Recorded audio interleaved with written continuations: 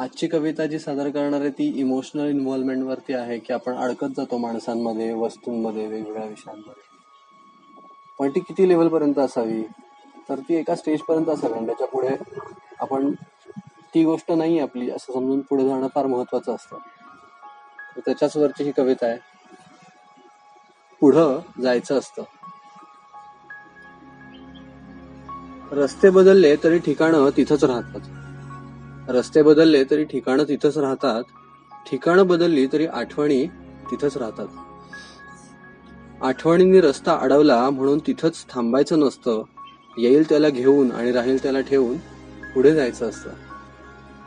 काम वाढत जातं तसे छंद कमी होत जातात.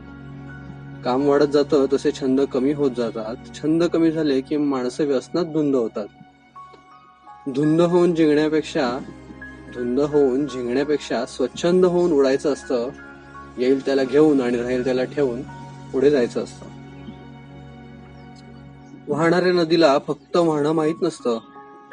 वाहणाऱ्या नदीला फक्त वाहणं माहीत नसतं. पडणाऱ्या पावसाला फक्त कोसळणं माहीत नसतं.